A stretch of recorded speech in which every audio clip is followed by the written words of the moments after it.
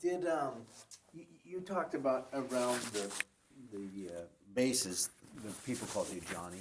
Yeah, Did your husband, when he wrote you, did he also? yeah, yeah. So that wasn't a I'm code Johnny. name. That was just a nickname. That was a nickname, but there were a lot of, you see, we were all called Johnny. All of my brothers and sisters, we were all Johnnies, you know. But that was just because of our last name being Johnson, and that, yeah, it was funny. And even as my brother, you know, the one that was prisoner of war in Japan, he had some very, very bad experiences, but he never talked about them.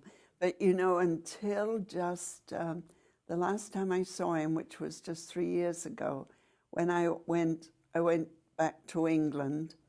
Both my daughters went with me, and I went to see him, and I stayed with him for a few days. And you know, the strange thing is this, that I didn't realize he was in a prisoner of war camp. All the years the war was going on over here, he didn't know anything about the war. He didn't, I mean, it was strange, really strange. In Malaysia, they were in Malaysia for a while, I guess. But anyway, and he said, you know, I've got such a lot of blank spaces I'd really like to fill in. So I did some research, and I went to a very good bookstore there, and I ordered a book for him of the war as it was in the Far East, you know. His wife wasn't too happy with me about that. She said, I she said, I want him to have it, but she said, I don't know if it's a good idea. And I said, why? She said, I don't want him to start having bad nightmares again. You see, she was afraid it might. But apparently it didn't. But he lost the hearing in one ear while he was in prison of war camp. A Japanese guard hit him across the head with the butt of a rifle, and it damaged his eardrum. And then he started going deaf in the other ear later.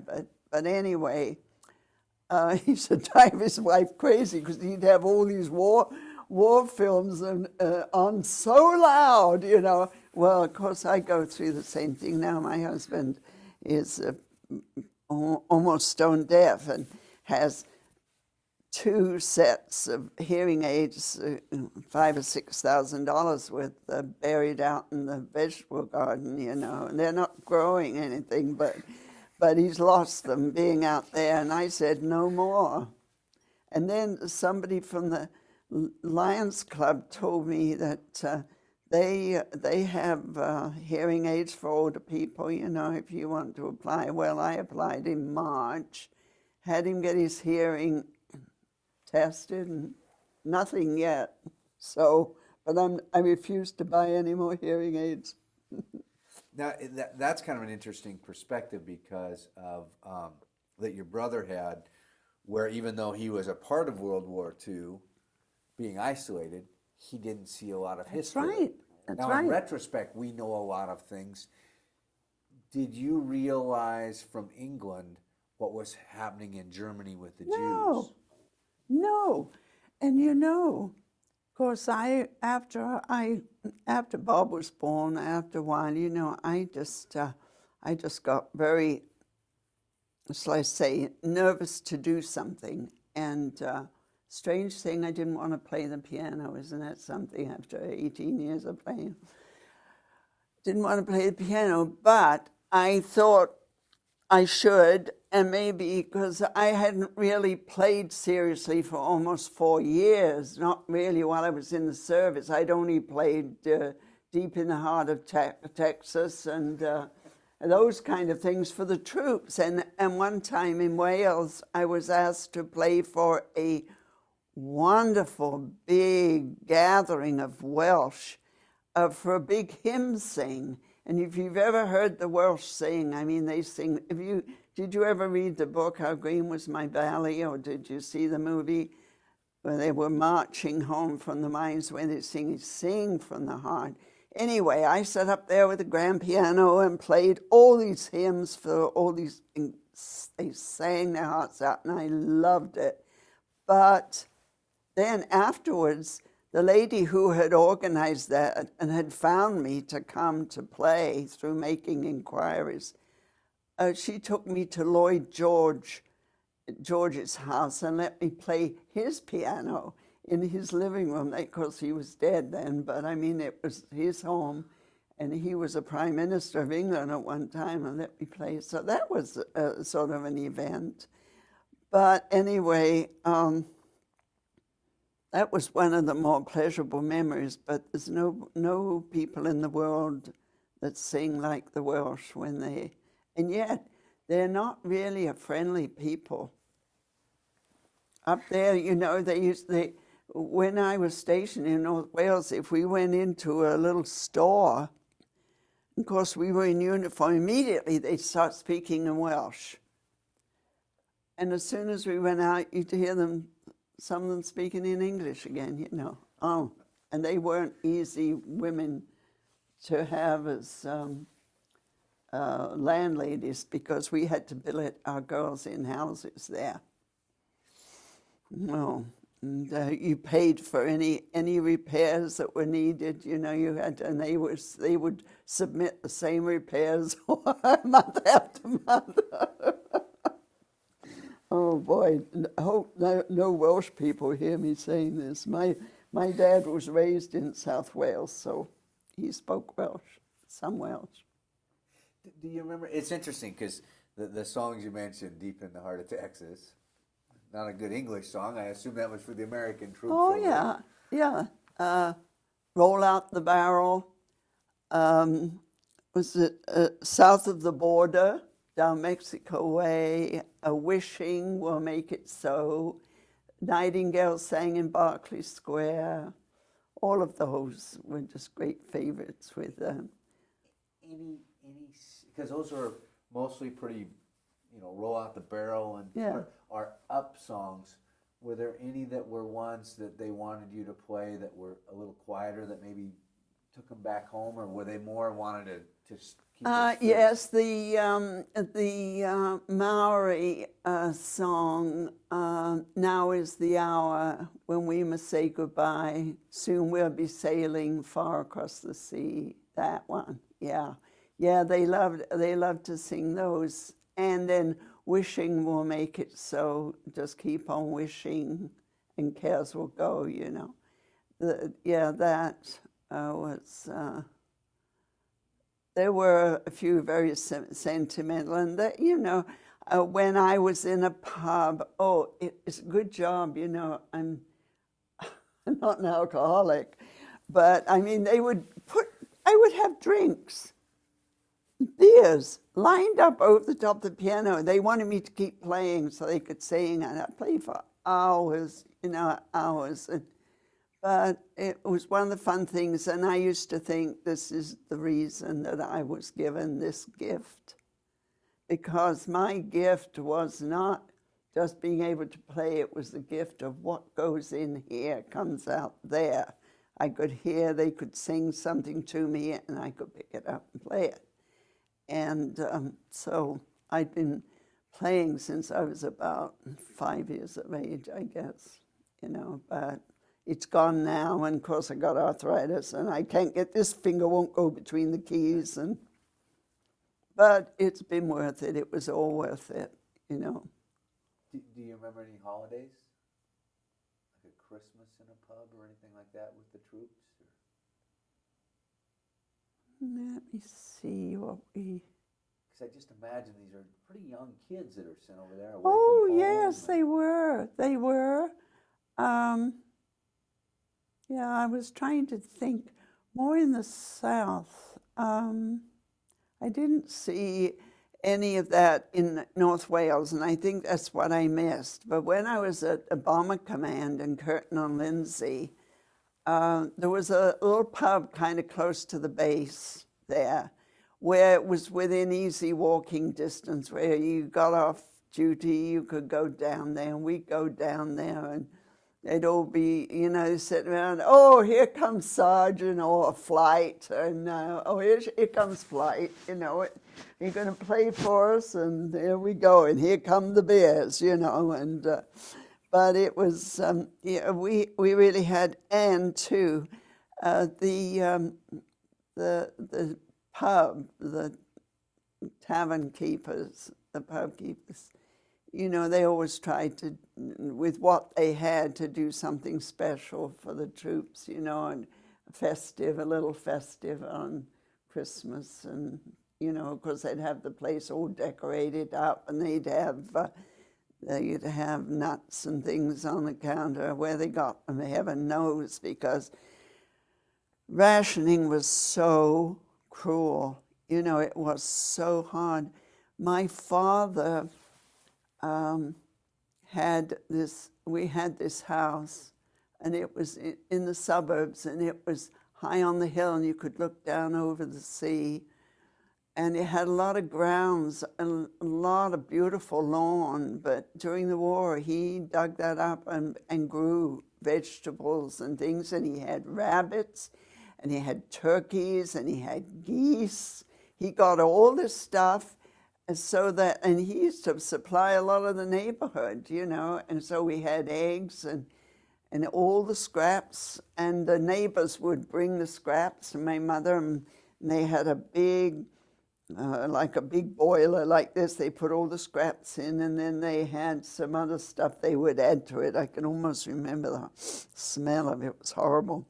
But anyway, stir it all up, and they called it chicken mash, and the chickens loved it. And of course, they would lay eggs, and then people that bought the stuff, the swill and stuff for the chickens, they got eggs. And those goose eggs are like this, and you break one of those into a pan, and you've got an egg, We had ducks, and I mean, my father loved this because he had grown up with this in Monmouthshire in South Wales. He sort of grew up on a farm, and his heart was always really in farming and gardening. He grew beautiful apples, and we had mushrooms, and I mean, we were lucky, but there wasn't much in the way, butter was very, very scarce. So my father, who dearly loved butter, we gave him our ration of butter, and we ate margarine because, he deserved it. So that's one thing that the students, U.S. students being pretty geocentric, they only looked at World War II in realms of the U.S. Yeah. And yes, there was rationing here, but really different in the fact that here you have London that was destroyed. Oh, yes. I was in London during the worst raid of the war, and I was on my way through to get back to my unit. And I was staying at the King George and Queen Elizabeth Club on Sloane Street. I think it was Sloane Street or Sloane Square. And anyway, the bombing, started. We could hear it. And I came out with some others. We looked towards the East End. The whole East End of London was in flames, and the smoke. But, when I went back there in, I think it was 58 or 62, we took a ride in a boat down the Thames, and where it had all been, burned and slummy and everything is beautiful now. It's all cleaned up, and there's apartments, and still a couple of old pubs are still there, you can see. But, sometimes like the Great Fire of London, after the plague, it did a lot of damage, but it did a lot of good. It burned out a lot of filth, killed a lot of rats, I mean, if you've seen Oliver Twist and Fagin and East End and how very dirty and horrible parts of it were. And I don't know. Out of evil, as my mother would say, out of evil comes good. And out of evil of the war, good did come. Because where a lot of these places were bombed out, they grew gardens, and the people were amazing, just amazing. But going back to something else,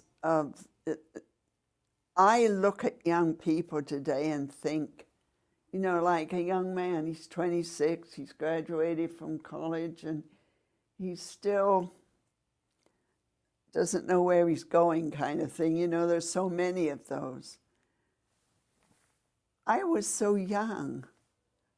When I was 21, before I was 21, and I was a flight sergeant, I was in charge of discipline, and if any of the women did anything wrong, they had to come. And I mean, I thought, on what authority? I had no education in that sort of thing, And then when I was an officer in North Wales, I had a particularly traumatic experience. I went to inspect the cookhouse one day, and I noticed this girl standing there by this hot stove, and the perspiration was pouring down her face, and I looked at her, and I thought, lady, you're pregnant. You're pregnant. You shouldn't be doing this. So I didn't say to her, but I said, when you get off shift, stop by my office. I'd like to talk to you. And of course, she looked scared to death. Yes, ma'am, But anyway, she did. She came, and it was such a sad story. I didn't realize that pretty much the same thing was going to happen to me, but it was happening all over. What had happened was that she and her fiancé had planned to get married, and she got pregnant. He got shot down over the channel. She had gone home on leave to tell her parents, who lived in East London. When she got there was nothing there. The house was gone. Her parents were killed. There was nothing. Now, for a young woman like that, I mean, that kind of traumatic shock, those were some of the terrible things that I had to deal with. And I was 21 years old, and less than 21 years old then. And I think to myself now, how on earth did I ever do it? How did I,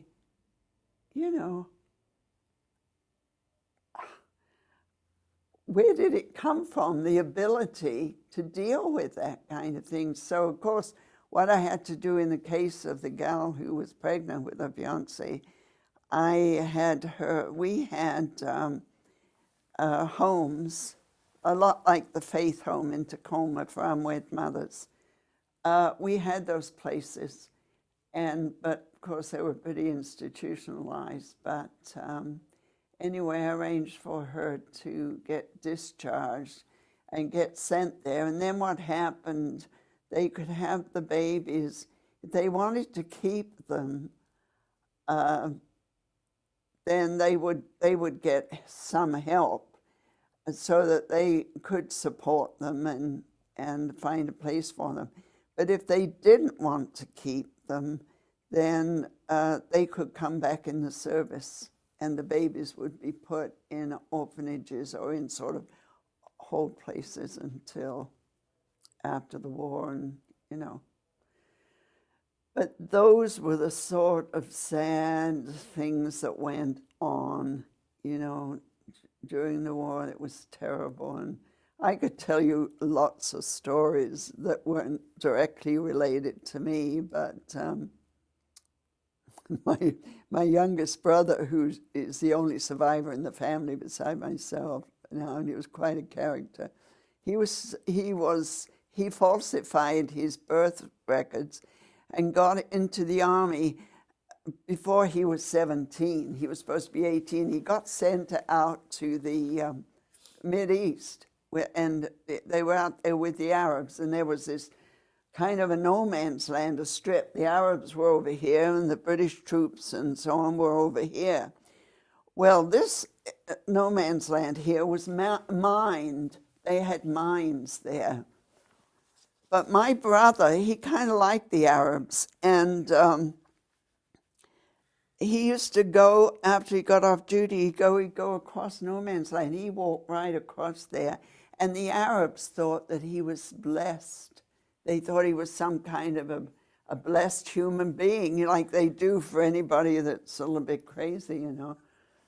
And he used to go over there, and they would have him go in their tents and eat a couscous and sit around, and he thoroughly enjoyed them. And he's got pictures of himself with his friends, but of course he really got into trouble for doing that, I'm sure. But anyway, he survived. He survived, and because the Arabs was was an honor for him to come, because he was a holy man. He could walk across minefields. The truth of the matter was, sadly, he didn't care. You know, sadly, he just was a fatalist, and he thought if it was going to happen, it would happen. You know, so.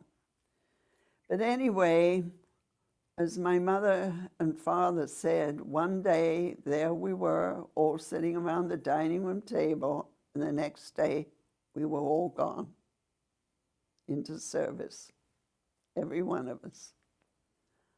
And fortunately, we all came back in my family, in my direct family, and we survived. Were they proud, your mom and your dad? Oh, 'Cause I know yes. Yes, but you know, the sad and the sweet thing was, my father was very proud when I was commissioned, because I was gazetted in the London Telegraph. You know, you get what they call gazetted. There's a place there that is, you know, His Majesty the King or something has seen fit to, you know, commission, this one, that one, that one. But anyway, my father was so proud. And when I came home on leave, I think the allowance was like £30 to buy a uniform. He didn't think that was good enough. He took me to his tailor, which was Hornsby downtown, and they measured me up for my uniform. You know, he was so proud. And so they had it ready for me when I left, because I was given 2 weeks leave, so I could wear it back. And he was so proud. But you know that he would never. I said, well, when I get my allowance, I'll repay you. Oh, no, you won't. You're going to need another uniform anyway. You can't just survive on one. I did actually buy another one, a nice one, a second-hand one.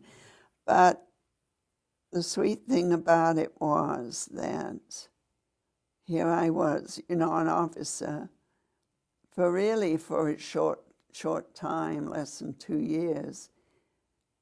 And then I came home. There was never any reproach, never any, why did you have to go get married? Why did you have to do this? You know, why you know, this, that. And my mother, they were just so welcoming, and they were so wonderful. And when Bob was born, they were just wonderful, you know. And I just had a lot of wonderful support. It was very sad for them when I left England. And unfortunately, my father died of cancer, and I always felt very sad and guilty that I couldn't be there, and I didn't know it. But I did get to see my mother when, you know, I've been back lots of times, but at that time I just didn't have the money. And at that time, it cost $1,000 for a round trip, you know. It was just, so I just couldn't. And I just had to do the best I could. But I mean, I have very fond memories of it. Even though I left, my dad said, if I were younger, I would probably do the same thing. You see, adventure. That's what it was, really, adventure. It was a foolish adventure, because I went through some very, very lean years, and with a limited capacity for earning a living, it was tough. It was tough. But when, this doesn't need to go on the video. Will this go on the video if I continue It's to there, go? but I mean, it's just... Oh, well, my husband, my present husband, I was introduced to him by some people that I worked with, but he has been a very, very wonderful, very supportive man, very good to my, you know, to my son. But he's a man, he has very limited education. I have always had to do all of the paperwork, you know, income tax, all of this sort of thing. But he has been very, very loyal and very understanding. He knows that I don't have the deep love for him, but he very much loves me. And he tells me still after 52 years every day, I really love you, honey. And I know he does, and I appreciate him for that. And the thing that attracted me to him was that his family didn't treat him very well. He was a violent epileptic, and he was young. And no kind of medication or anything ever seemed to help him until this one doctor, Olympia doctor, said, you know, found a medication, said if you take this, you will never have another seizure. He still talks about those seizures, and they were terrible. And I saw him in a seizure before I married him, and I just thought, you know, then he needs somebody who understands.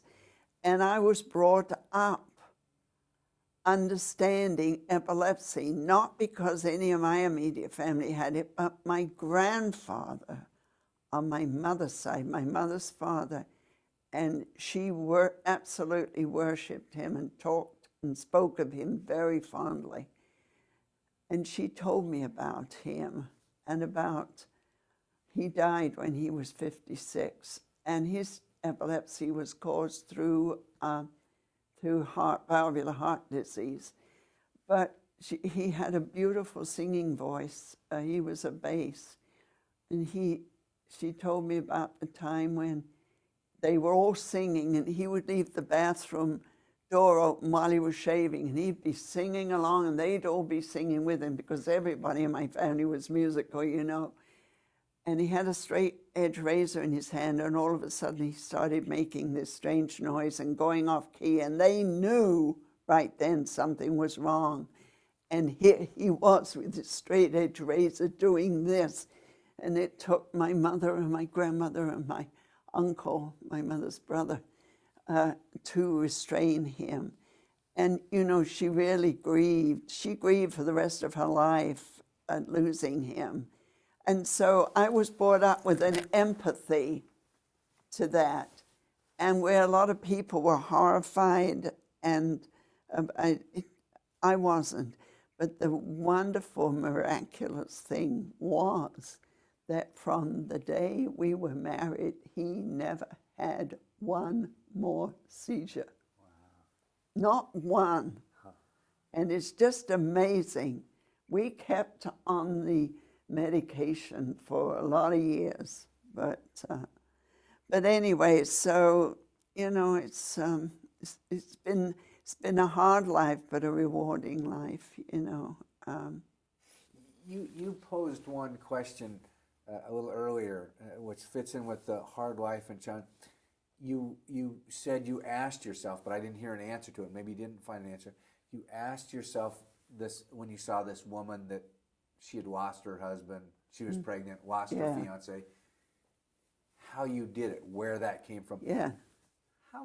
Because again, that's one thing our generation doesn't, I mean, we've had it pretty doggone easy.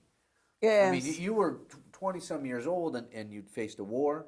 Yes. The country had been attacked, rationing. You'd lost your husband. Yeah. My brother was in a prisoner of war camp. Yes. Now, I don't know where we got that, except that we were raised, as Angela Hall always says, you know, we were raised with a stiff upper lip. You did not bow your head. You were stiff-necked. You pulled yourself up by the bootstraps. It's pride. It's a personal, deep-seated pride that you never show. I mean, it's like we call them, I think my mother used to refer to them as the privileged poor. You know, people that put on a good front didn't have anything except nice manners and a gracious way of living. But they would never let down their guard. They were always, that's what it is, I think. It's pride. It's a pride. And something else that bothers me a lot is that when I became an American citizen, I meant it. I meant every word. I love England. I love the country. Don't care for the politics. Never was a royalist. But at the same time, I love the country. But when I became an American, I meant that. And, you know, I get so irate when I see people burning the American flag, when people don't stand quietly for the flag salute, when they're playing the national anthem and people are laughing and talking. That, it really bothers me. And I belonged to an organization, there are two of them now, Daughters of the British Empire, they call them here in Olympia. And that's when they first called me about this and said they were, you know, looking for people. I said, good heavens, there's two organizations in Olympia now of war wives and or service women. Some of them were. But, you know, I would go to their meetings and their conversation would always get around to English is best. The Yanks, they do this. I don't know, things that I felt were disparaging. And I would say several times, you know, when I came to America in the first place, I felt like I was a guest in someone's home, that I should respect everything that they believed in. And I do. And I have come to really enjoy it. And now I'm having to relearn all my American history because that isn't what I was taught, you know. I never heard about Yorktown until I was here in the States. But you see, when Bob was in high school, he learned American history. But I had to go to night school to learn enough American history about the 13 colonies and what 3 branches of government were and all of this. I had to go to night school to learn as much as I needed to become a citizen. But what made me a little irate when I went for my exam, there were people from all different nationalities. Asians couldn't speak hardly a word of English. Hungarians couldn't speak English. And, you know, because I spoke acceptable English, they laid it to me. That was the attitude I got. They thought, here's someone we can unload on, you know. And I don't know how I scraped through that, because they asked me about referendums and all that kind of thing, you know. And I had never heard of such things until I came here, but I managed it.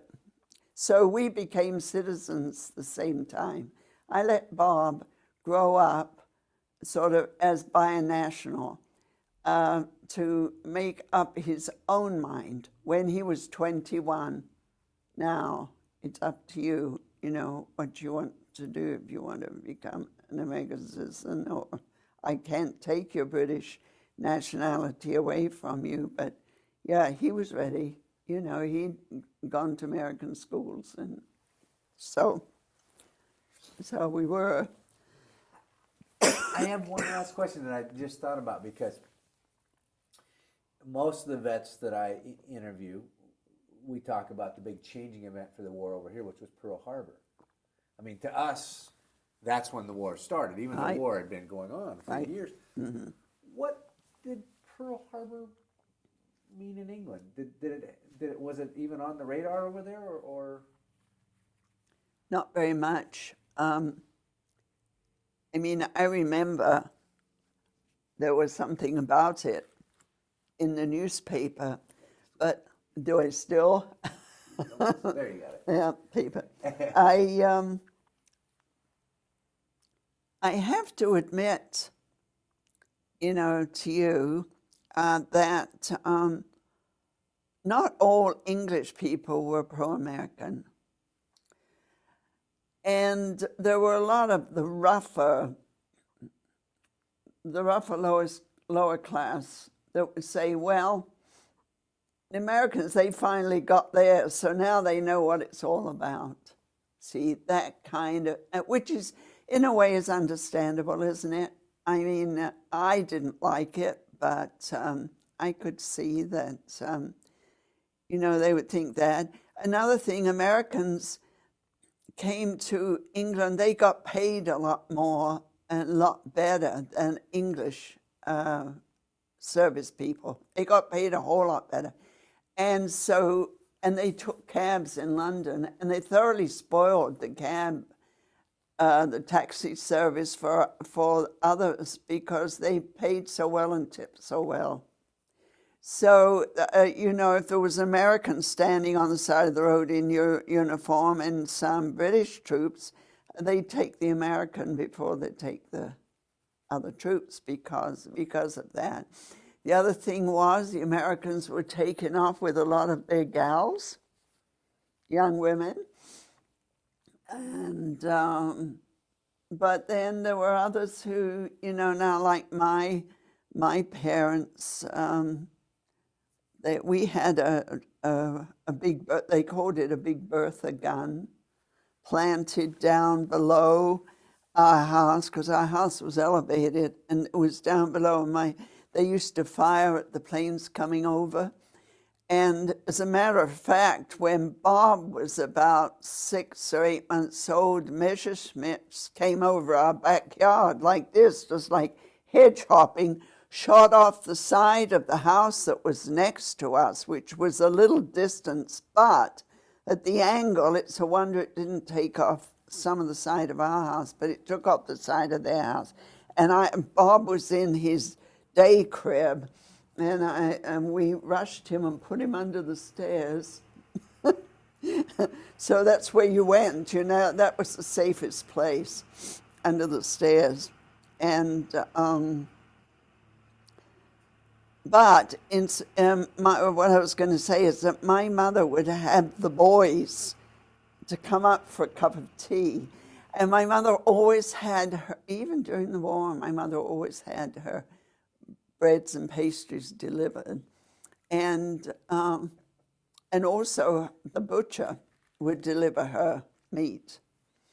But anyway, my mother would order all this stuff from the bakery, and anything that was available, you know, whatever you've got, bring it, scones, or, you know, oh, we got a little extra bit of lard this week, Mrs. Johnson, so we made some of these things, you know. Oh, great, well, I'll bring them up. The boys will love those, you know. So she'd call them up for a cup of tea, and then they would deliver. So they would sit around and eat most of the stuff that she had delivered for the week. But she'd get her bread and stuff. My mother was really a very wonderful, generous person, and yet, in a way, we called her the Duchess because she was so dignified. And when she came over here to the States, it was funny. I have a wing chair in the corner of my living room, and I invited some of the friends that I work with to come for lunch and meet my mother. So they did. We came home, and my mother sat there like Queen Victoria receiving. And so my friend Jeannie, she said, no wonder they call her the Duchess. You know, she just like this, you know. But really, but she always kept this icy outward calm, but she paid for it with heart damage and with shingles and a lot of, other things because this intense. She had a very, very traumatic, unfortunate experience. My youngest brother is a twin. His twin was a girl, Audrey, and she died when she was 11 months old. And this was in like 1927 of crib death. She died. They didn't know what crib death was then. And, they put my mother through just terrible. They did autopsies and investigations. She had to go to court. My father had to go to court, and she was a nervous wreck. 14 years later, she had the reaction, had a complete nervous breakdown, 14 years later. But she just sort of never lost her. But after my father died, I guess, of course, they had quite a bad time because she could not accept that he was gone, and she would go out, walk down the lawn and call him, and, it was really sad. They were very, very close. And my mother always said that with my father, with her, my father came first. No matter what, he came first. With my father, we came first. That's what she always said. But he was always very special. She always made special things for him, and it was a wonderful home atmosphere. In all the years, I never heard my mother or father say a cross word to each other. Never. And I think it was because my mother deferred to him and he teased her. And they had a wonderful sense of humor, So many little quotes, they would say. My father quoted constantly from the Proverbs of the Bible, no matter what you were doing, no man can serve two masters, he'd say. And since he's been gone, when we get together, well, now there isn't anybody much to get together. There's only Roddy and myself, but my youngest brother, but we can still laugh about that. He always had a proverb up his sleeve for anything, any situation, One of his favorite ones was about, what is it, penny saved is a penny earned, and he's very clever with money, good mathematician. Well, thank you very much.